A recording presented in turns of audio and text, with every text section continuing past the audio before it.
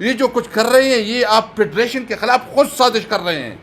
یہ جو کچھ آپ کر رہے ہیں یہ خود آپ وہ ماحول پیدا کر رہے ہیں کہ لوگوں میں بغاوت ہوتے. سچویشن بہت خطرناک ہوتی جا رہی ہے.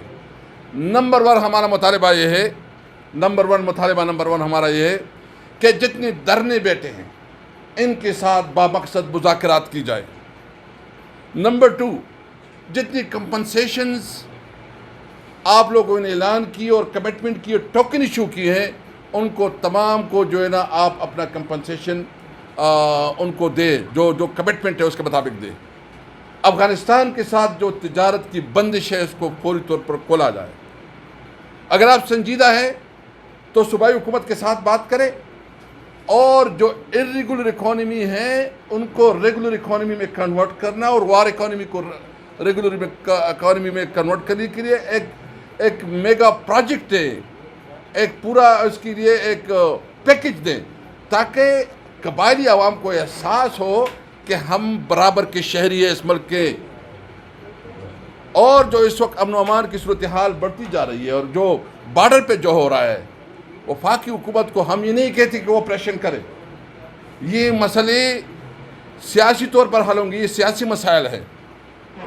آپ اس کے لیے ایک پارلیمانی کمیٹی اناؤنس کریں اور پارلیمنٹ کو انگیج کرے کہ وہ تمام مسائل کو جو ہے نا دیکھیں اور جہاں کوتاہی ہو رہی ہے، جہاں یہ چشم پوشی کر رہے ہیں، جہاں اتصال ہو رہا ہے ان کے مطابق، لیکن وہ پارلیمانی کمیٹی جس کے پاس پاور ہو، ایک پارلیمانی کمیٹی بنائی جائے. ہماری مطالبہ یہ سب ہمارا مطالبہ ہے. اس لیے میں وارن کرنا چاہتا ہوں کہ وفاقی حکومت آئندہ بجٹ میں، ہم نے اسمبلی کے فلور پہ بھی بات کیا کہ پاٹا اور پاٹا کے اوپر اگر کوئی ٹیکس لگایا گیا تو پھر اس کا جو لا اینڈ آرڈر سچویشن اس سے بنے گی وہ کسی کنٹرول میں نہیں ہوگی. آپ نے ویسے بھی اس کو کیا دیا ہے، وہاں بم دھماکے ہیں، وہاں کلاشنکوف کلچر ہے، وہاں بجلی نہ ہونے کے برابر ہے، لوڈ شیڈنگ ہے. اور پورے خیبر پختونخوا میں بھی اور پورے پاکستان میں مظاہر ہو رہے ہیں، لیکن جو ہمارے علاقے میں لوڈ شیڈنگ ہو رہے ہیں اور مجھے خوشی ہے کہ چیف منسٹر صاحب نے اس پہ انیشیٹو لیا ہے اور وہ اس کے بات بھی کر رہے ہیں اور آج بھی ان کی میٹنگ ہوئی ہے. آج بھی میں جس علاقے سے ہوں وہاں ایک بہت بڑا احتجاجی مظاہرہ ہو رہا ہے لوڈ شیڈنگ کے حوالے سے کہ جب 18 گھنٹے اور 20 گھنٹے آپ لوڈ شیڈنگ کرتے ہیں تو آپ کیا میسج دیتے ہیں، اس میں کیا انڈسٹری آگے بڑھے گی.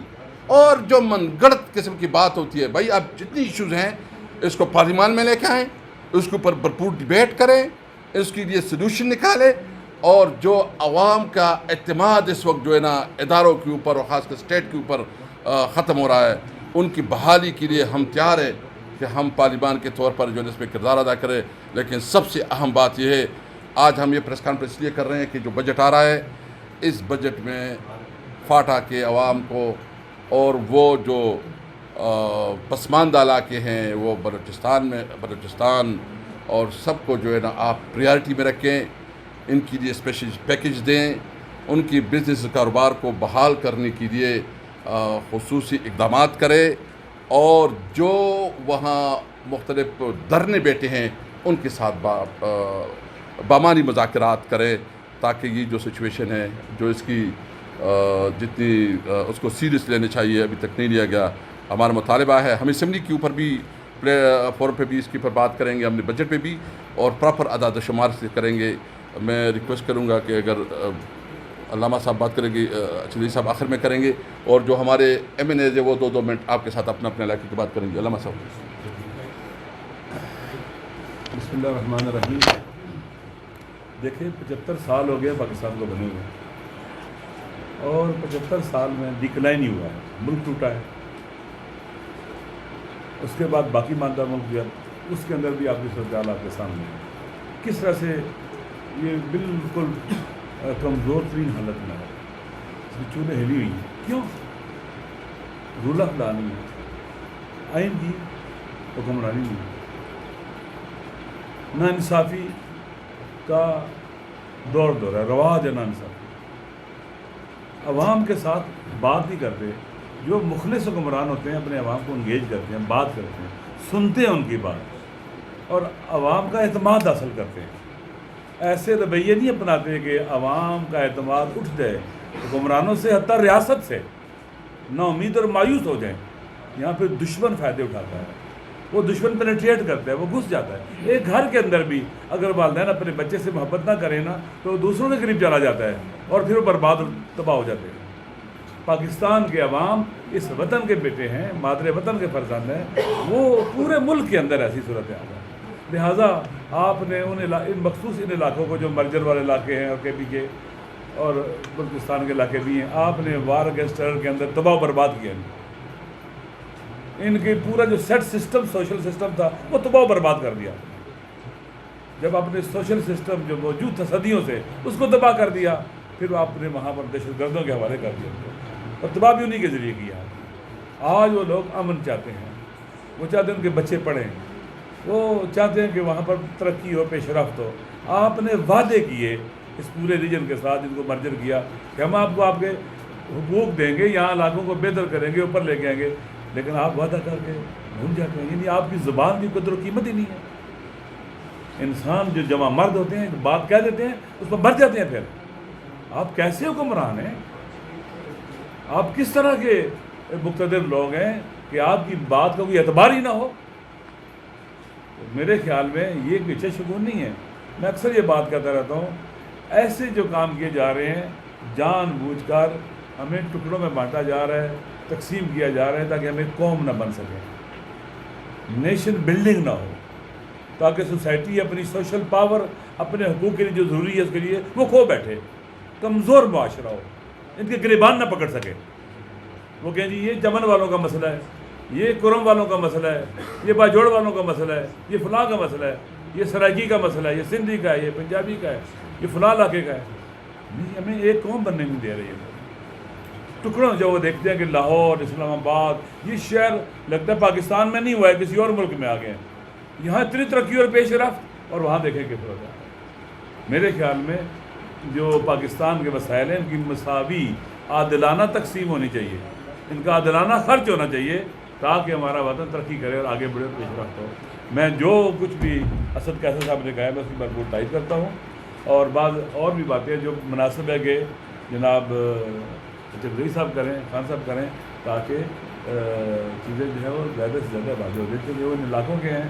اور ان علاقوں میں ایک بات خالی کہنا چاہتا ہوں، ہمارے علاقے میں گیس نکلی گجر خان کے علاقے میں، سب سے پہلے وہاں کے لوگوں کو ملی، گاؤں دیہاتوں میں جگہ جگہ گیس گئی ہے۔ ایک چیز جو گجر خان میں جہاں سے نکلی سب سے پہلے کس کو حق دیا گیا؟ وہاں کے لوگوں کو۔ تو باقی پاکستان میں ایسے کیوں نہیں ہوتا؟ کیوں ایسے ہے؟ یہ ظلم ہے۔ جب لوگ دیکھیں گے کہ ایک علاقے میں ایسے ہو رہا ہے کہ یہ اسپیشل لوگ ہیں، ایکسیپشنل ہے، یہ نہیں، سارے وطن کے بیٹے ہیں، یہ ظلم ہو رہا ہے۔ اس کا حل خود چودھری صاحب بتا دیں۔ میں کیا حال بتاؤں؟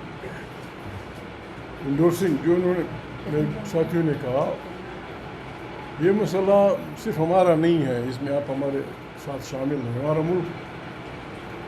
علامہ صاحب نے کہا کتنے افسوس کی بات ہے، 75 سال میں ہم پاکستانی نہیں بنتے، اب 75 سال اور ہم کسی کو نہیں دینے کے لیے تیار، کسی کو بھی۔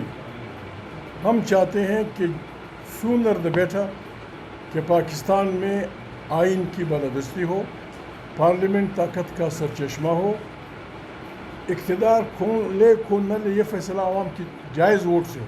یہی ایک راستہ ہے، واحد راستہ پاکستان کے چلانے کا اور بچانے کا۔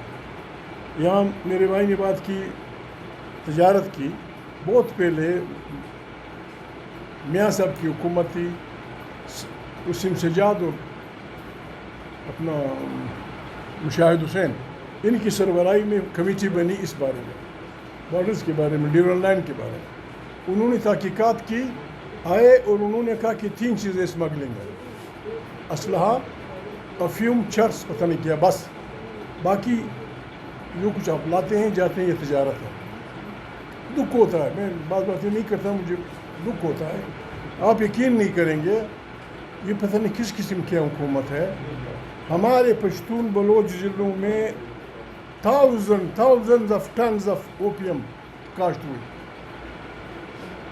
تفصیل میں نہیں، آپ تحقیق کریں، thousand tons of opium، ایک ٹیوب ویل سے 2 لاکھ روپے لیے گئے کہ بس بسم اللہ کریں، جو کچھ بونا ہے بولیں، یہ ان کا حصہ، اب یہ آگے میں نہیں جاتا۔ اور قبائلی علاقوں میں, غریب علاقوں میں ٹیکس کے جو بغیر ٹیکس کی گاڑیاں آئی ہیں ان کو پکڑ رہے ہیں. اس میں وہ بچے اسکول لے جاتے ہیں, کوئی گزارا کرتے ہیں اپنے, اس کو مان رہے ہیں, وہ اس پہ قبضہ ہو رہا ہے. یہ بربادی کا راستہ ہے. لوگ افغانستان واحد ملک ہے, یہ سب بھی جانتے ہیں, یہ بھی جہاں پاکستان کی تجارت کا ہاتھ اوپر ہے. لاکھوں نہیں کروڑوں ڈالر سالانہ آپ کی تجارت ہے. چھوڑ دے, لوگ کیا کرتے ہیں وہاں؟ غریب لوگ آپ سے کچھ نہیں مانگتے, خود جا کے ایک بچہ جاتا ہے وہاں سے 2 کلو فلانا چیز لے جاتا ہے, یہاں سے کچھ لے آتا ہے, یہ گھر 500-800 روپے لے آتا ہے. ان حالات میں ہماری اس کے لیے ہم سب قبائلی آئے, انہوں نے جرگہ بچا دیا. جرگہ ہے ان کا پریس کلب کے سامنے, مسعود وزیر ان کا جرگہ اسی لیے آئے ہیں. ان کے گھروں کو کبھی ایسے نہیں دیکھا. یعنی inter replace person 4% 5% for example Masood لوگوں کے لوگ ٹیررسٹ ہیں. بیت اللہ مسعود فلانا مسعود فلانا مسعود. آپ نے تمام مسعود صاحب سے کہا کہ اپنا علاقہ خالی کر دو, گیٹ آؤٹ. کس لیے خالی کر دیں؟ ہم وہاں چھوڑ ڈھونڈیں گے. تم کیسے ڈھونڈوں گے؟ میں علاقے کا مالک ہوں, میں بتاؤں گا کہ فلاں چھوڑ. آپ نے ان کو یا سواد جیسے غریب سے. بسم اللہ الرحمن الرحیم. آج آپ کے سامنے تحریک تحفظ آئین کی لیڈرشپ اور قبائلی جو ہمارے منتخب نمائندے MNAs وہ آپ کے سامنے بیٹھے ہیں. آج کیونکہ بجٹ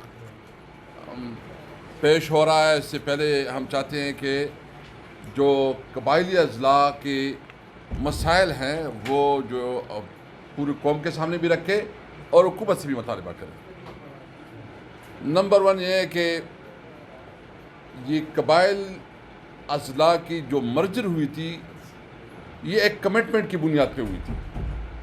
ان کے ساتھ وعدہ کیا گیا تھا کہ آپ کو NFC ایوارڈ میں 3% کا شیئر دیا جائے گا, اور جو پسماندگی جو یہ پورے علاقے یہ بنیادی سہولیتوں سے محروم ہے اس کو مین سٹریم میں لانے کے لیے اس کو لیے اسپیشل پیکج دیا جائے گا.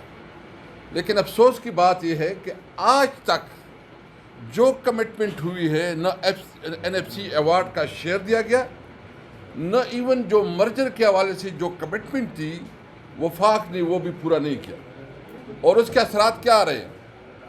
الٹا پوری جو بارڈر ایریا ہے, جو ہمارے پھاٹا ہے, جو ہمارے چمن ہے, جو بارڈر ایریا ہے, ان کا سارا انحصار جو ہے نا وہ افغانستان کے ساتھ ٹریڈ پہ ہوتا ہے. افغانستان کے ساتھ عمل ٹریڈ جو ہے نا بند ہو چکا ہے.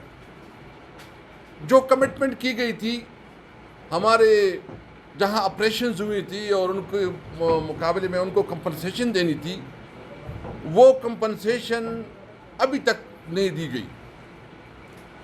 صرف ٹوکن دی گئی ہیں, اور وہ جو ہے نا 50,000 کے لوگ ان کو ٹوکن دی گئی ہیں, لیکن ابھی تک اس کو فنڈ ریلیز نہیں کی گئی. ان کا کاروبار بند کیا گیا. اس وقت چمن میں دھرنا بیٹھا ہے, غلام خان میں, خرلاچی میں, انگور اڈا میں, اور یہ ممن کی گرسل بارڈر جو ہے باجوڑ کی, یہ سارے ان کی ٹریڈ ہوتے ہیں, ان کا روزگار ہوتا ہے یہ افغانستان کے ساتھ.